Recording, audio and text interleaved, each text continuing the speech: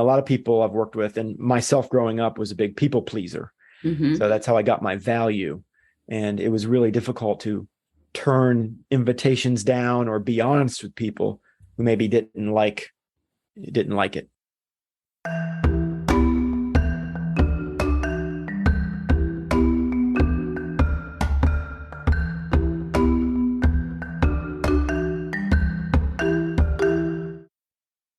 Hello and welcome to Self Talk. I'm Rachel Astarte. Today, my guest is Ryan Lindner. He's a personal development specialist who has worked as a behavioral coach for clients and top organizations all over the world. After 2 sudden unexplained cardiac arrests at a young age, he began to explore different perspectives with clients that come with any profound life-changing event.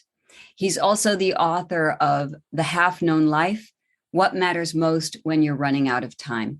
Ryan, welcome to Self Talk. Oh, thank you so much for having me. It's a pleasure. So I'd actually like to start out by sharing with the listeners a quote that is on your website from Oscar Wilde. If you don't mind, I'm going to read that now. Because I just think it's fantastic and I think everyone should read it. Of course, they'll go to your website and read it themselves, of course, but I would love to share it now. So here's the quote. If you want to be a grocer or a general or a politician or a judge, you will invariably become it. That is your punishment. If you never know what you want to be, if you live what some might call the dynamic life, but what I will call the artistic life, if each day you are unsure of who you are and what you know, you will never become anything, and that is your reward. I want to read that last bit again. This blows my mind. If each day you are unsure of who you are and what you know, you will never become anything, and that is your reward. I wonder if you could speak to that quote and why it spoke to you so much that you put it on your website. Whenever you meet someone, they first give you their resume. So I meet someone, pleasure to meet you. What do you do? And they give you items on a resume. And that is just about you. That's just a list.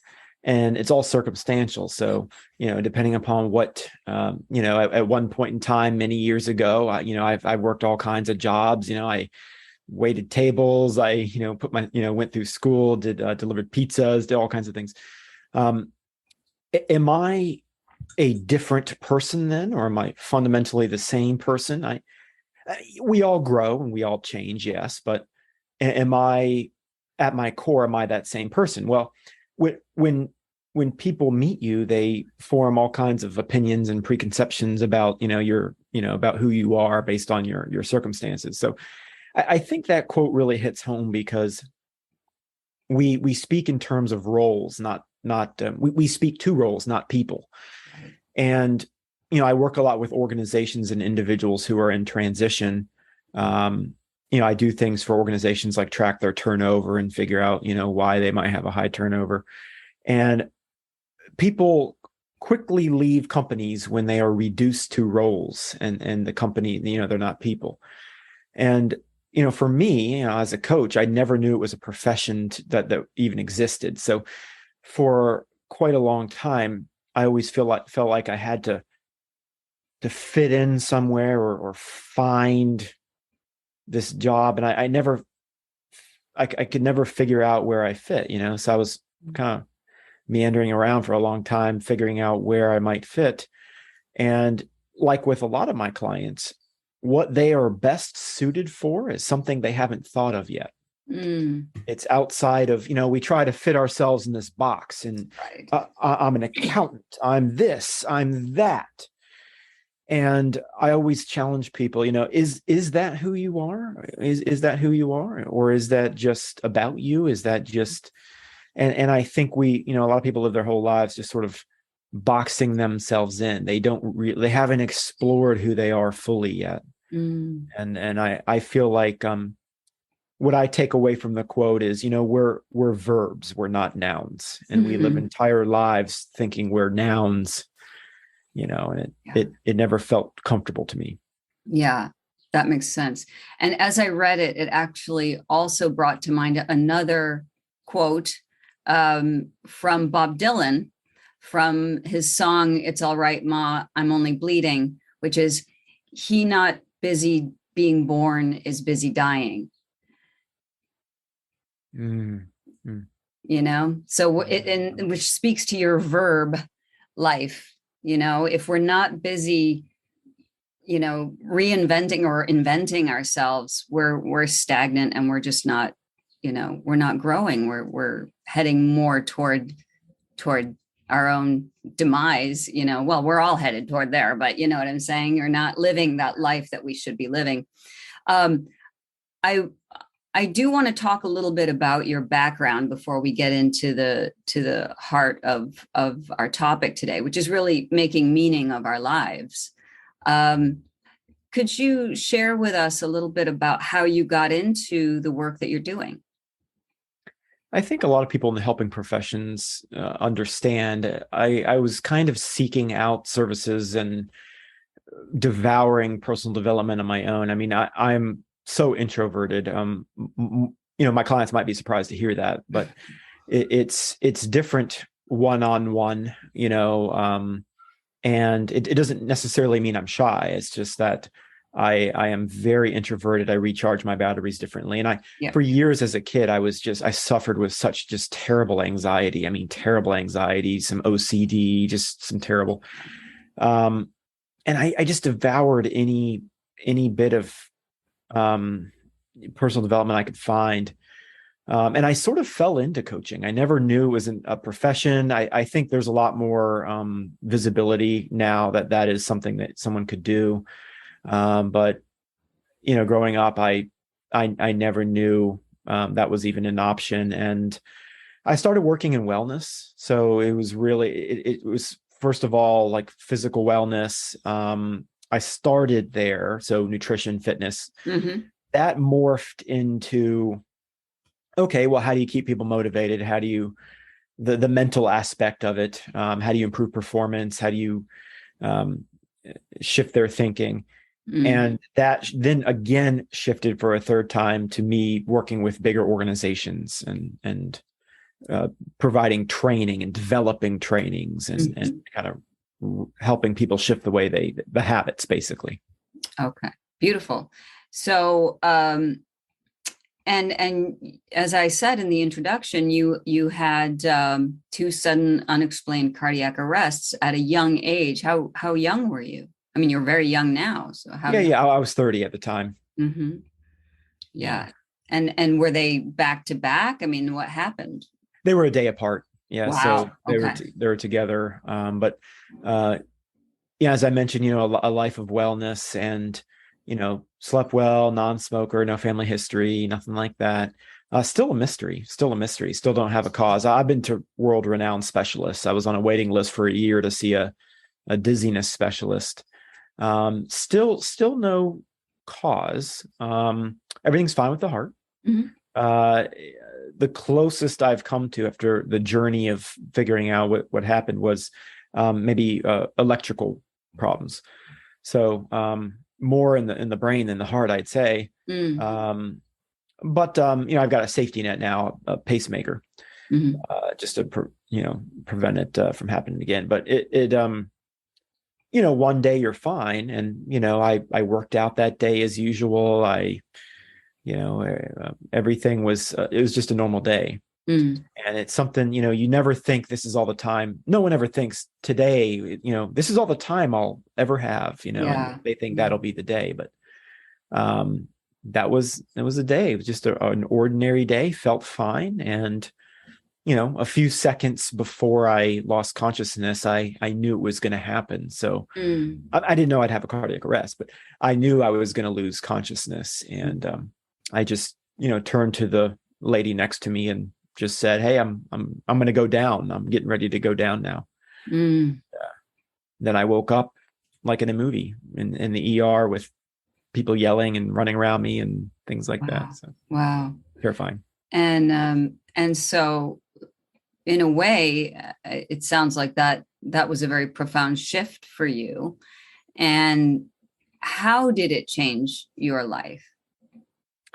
Um, I would say, I think a lot of people assume that, I had that experience and when I woke up and I was like, whoa, life is short. You only live once, blah, blah, blah, all that kind of thing. But I already thought that way. I think just years, I just being in personal development, I sort of already thought that way. But I think what it did shift was, and I work a lot with clients on this, creating personal boundaries. And if I overextend myself and I don't have boundaries and manage my own energy, because that's really all time management is managing your own energy.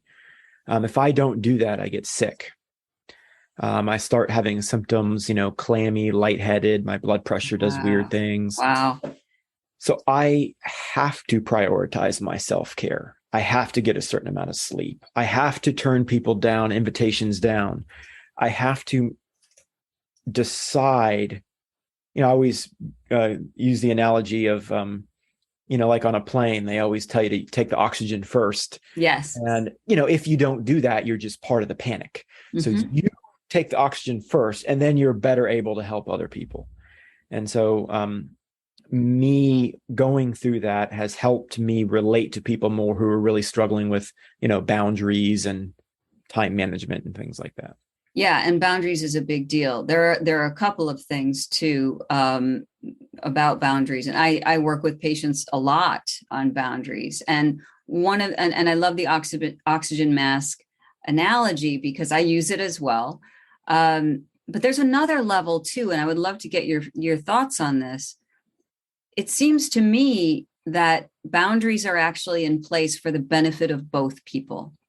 In other words, if I maintain my boundaries with you, I'm protecting you from my resentment, from my passive aggression, from my shutdown, because I didn't have healthy boundaries and I let something happen. And now unconsciously or consciously, my energy is depleted by that. And so my interaction with you is going to be less than congruent, but by maintaining a boundary, we're actually helping out that relationship in a way. What do you think? Yeah, I totally agree. I love that too, because I think when you don't maintain a boundary on both sides like that, from an emotional standpoint, interactions sort of bleed together, meaning, your energies, and other people sometimes become drainers of that energy. Yes, yeah. And you feel always just exhausted by it. And I use the word detachment a lot. I don't mean detachment like unfeeling or don't have feelings or emotion, but it's a healthy, you don't allow other people to dictate your own state, your own mental state. Yes. And you're absolutely right. That's a boundary too. It's a boundary with your energy. And I've learned over the years that no one's going to guard your energy for you. It's got to be you. It's got to be through your decisions. Not everyone's going to like it. And you have to give them permission not to like it. Beautiful. A lot of people I've worked with, and myself growing up, was a big people pleaser. So that's how I got my value. And it was really difficult to turn invitations down or be honest with people who maybe didn't like it. So yeah, and that brings me back to the other part. I am also an introvert, and again, like you, people don't believe that at all. Like how and I'm not shy either. But when you said it, I recharge my battery differently. Same here. I could be talking to my best friend on the phone for an hour, and then another friend will call. This just happened this week. Another friend will call, and I'll say, I can't talk to you. I got nothing left. I love you. I can't talk to you right now. I need to recharge, even though I love both those people, But again, with boundaries, and boundaries may look a little different for introverts as well. They may look even more intense in many ways. As you said, your self-care is essential. Why is your self-care essential to you? For me, if you don't take care of yourself, first of all, and a lot of people I've worked with, they have the people pleaser and all that. Mm-hmm. You can help other people more and better if you take care of yourself first. So I think a lot of people do the opposite. They just kind of wear themselves out and get burnt out over time. But I'm telling you, it's not about the quantity of time you spend, it's the quality of it. And if you spend better quality of time with other people, you're going to be able to help them more. You make quality decisions, quality time. Mm-hmm. And when you're burnt out, you just sort of go into this withdrawal, and you're not helping anybody. Right. And for me, I don't feel well, and it goes downhill quick. Right.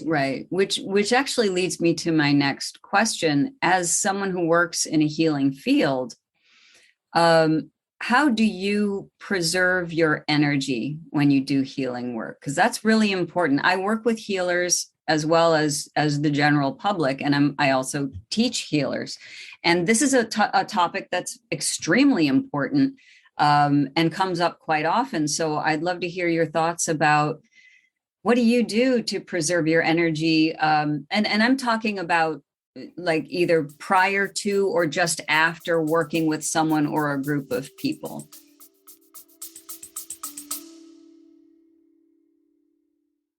Hi, it's Rachel here.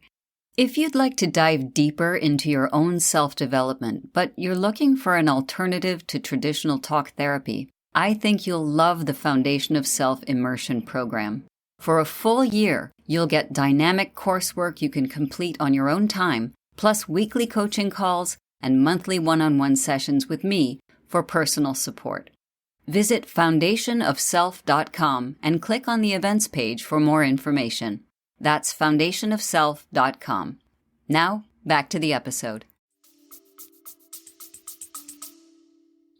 I've had to really learn how I work best. And what a lot of people do is they, read all those self-help books and all that. But what I found is, if you read 10 books by 10 gurus, you're going to get maybe 10 different opinions on it. And some of it's very good advice, and some isn't. But I really had to look at and say, regardless of what people are telling me I should do, what is actually going to work for me? And what do I need? What do I really need? I do really well with, I need enough sleep. Sleep is a major factor for me. Mm-hmm. I prioritize things like, I have to drink tons of water and liquid in general. Now, it's not just to stay hydrated and all that, but it keeps my blood volume just slightly higher, so my blood pressure isn't as low. But it does make me feel better. Mm-hmm. But I think it's just prioritizing what I need first, and the rest sort of just fills in there. And then I'm just honest with people. If I need to cancel something, move something, I don't push it. And I think, I do other things too. I do the things that bring me joy. I do all those types of things, but it comes back really to, what do I need as a person? Don't worry about what other people think about that. What do I actually need? And that is exactly what I do. And I do it much, much more so than I did before my event. Yeah. Yeah. And actually that circles back to what you were talking about at the top of the episode, which is this idea of roles. Right. So I'm an accountant. What does that mean to you? Right. And so I think what we're talking about here is, so we could talk about self-care in general, right? Taking care of yourself, drinking water, getting your sleep, or whatever it is for anybody else. You could all do the same list of self-care things, but each one of us is going to do it differently and in different proportions and at different times. Like, I'm a napper. I have to have a nap. Everyone knows, do not Me too. contact me between 3:30 and 5:30, you won't find me. It's like somewhere in there, I'm napping every day. And that's part of my self-care. Sleep is also extremely important to me. The nastiest I am is if you interrupt my sleep. I'm a generally nice person, but I get the point. But the point is that when we own that about ourselves, right? When we say, I accept this, right? And how does this tie into roles? We can be an accountant. We can be a friend, a son, a daughter, a mother, a father, a writer, a therapist, a coach, a doctor, whatever.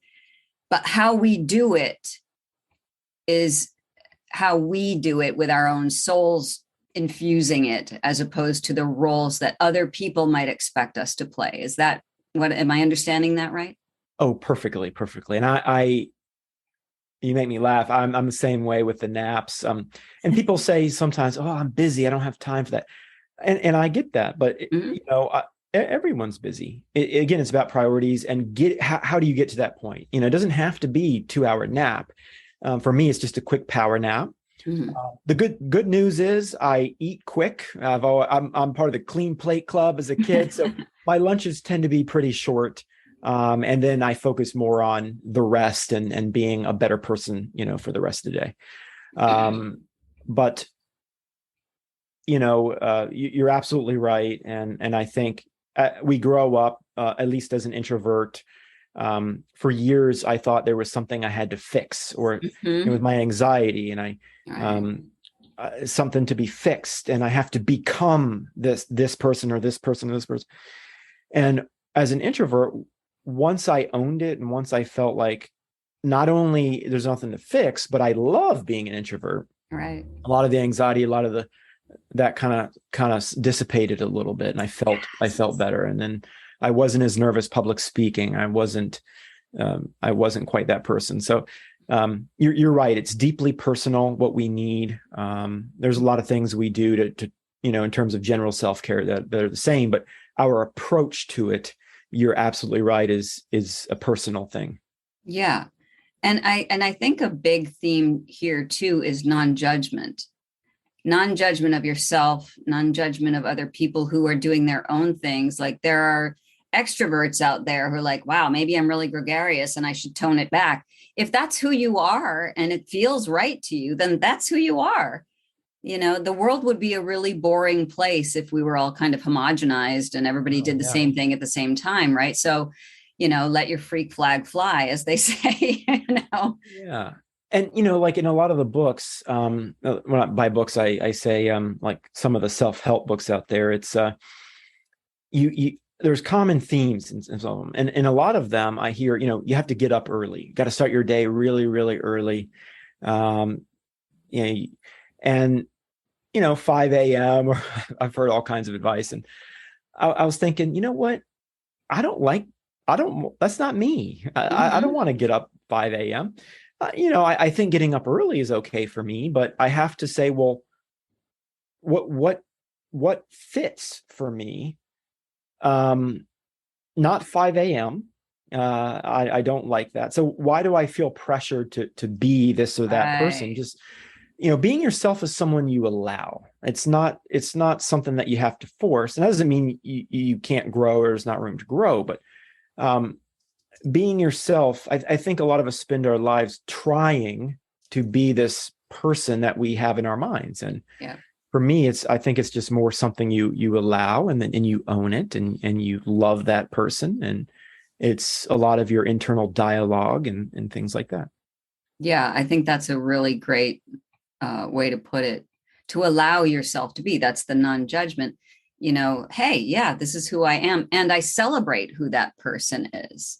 And I think that's, and this is really key also, because a lot of my listeners are either patients of mine or people who are interested in psychology.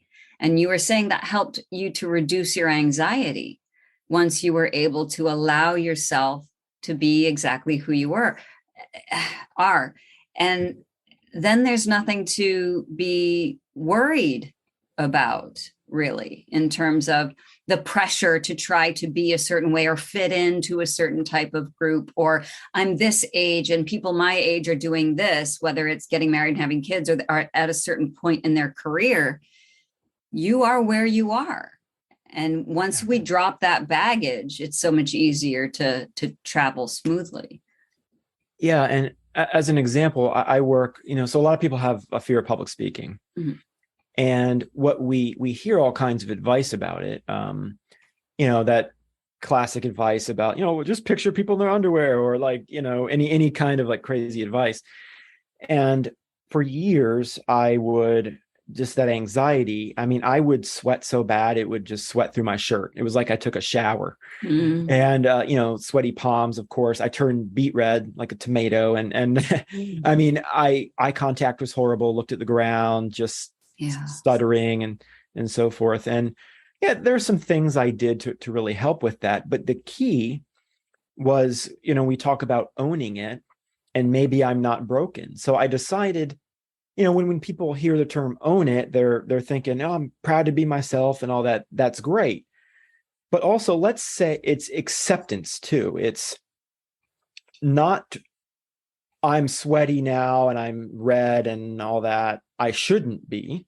It's because sometimes what your physical body doesn't always it's sort of ingrained for a while. So if I said, if I'm going to be sweaty and I'm going to turn beet red, I'm good with that.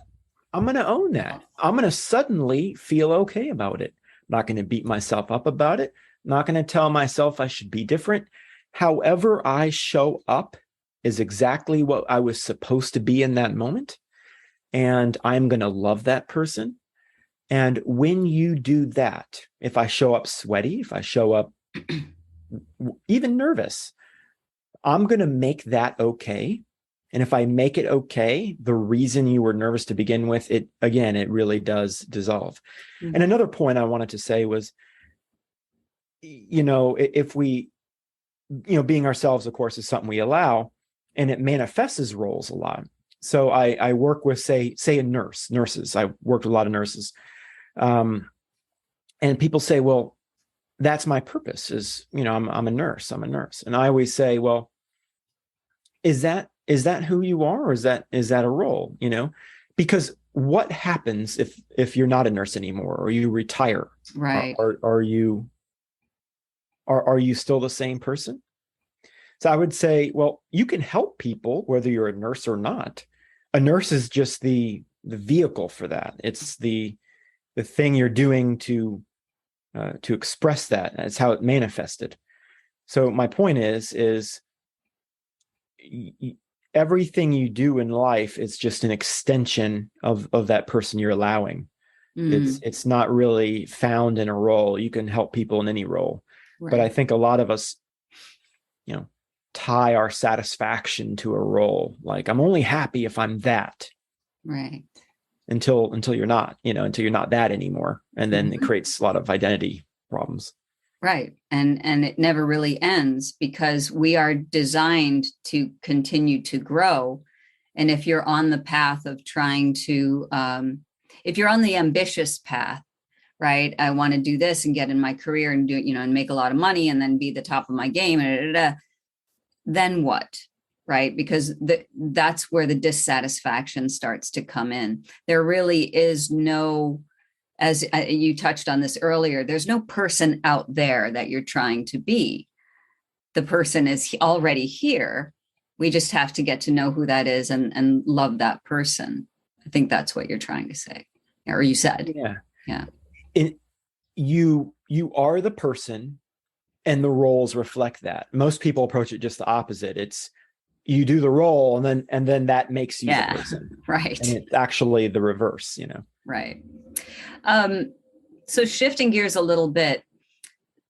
So obviously, the show is called Self-Talk, and it's about how we talk to ourselves, how we show up in the world, how we learn who we are. And a lot of people want to make changes in their lives. And we're, and so I want to talk a little bit about that. Given your experience, do we need to have a life-changing moment like you did in order to make a significant shift in our lives? We don't. I think, unfortunately, it does often take a trauma for people to kind of, they don't need one, and hopefully it doesn't happen to them. But what it does is it pulls you into the moment, because most people are living almost exclusively in the past or future.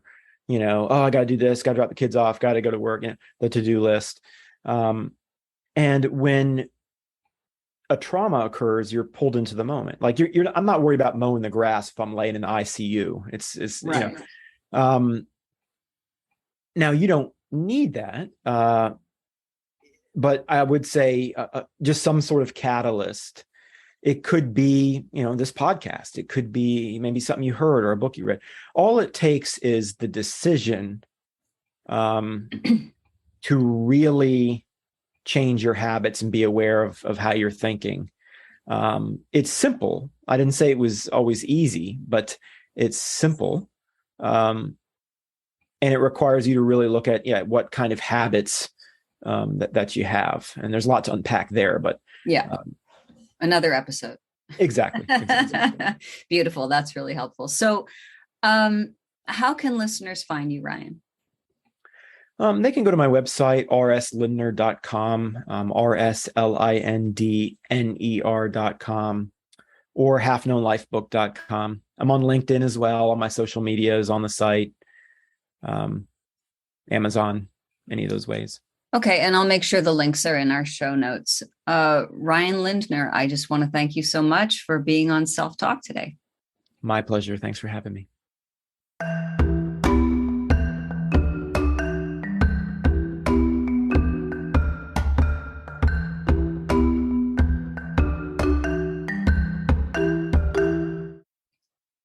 Hi, this is Rachel Astarte from the Self Talk podcast. I'd love for you to send me your emails with questions or stories about yourself. What are you looking for? What are your questions? What are you grappling with in your own personal life that has to do with your identity, with yourself, with your very existence? These are the things that we're going to talk about during the podcast. And go ahead. It's all right. Get deep. I can handle it. So send them to Rachel@selftalkpodcast.com. And I'll see you on the next episode.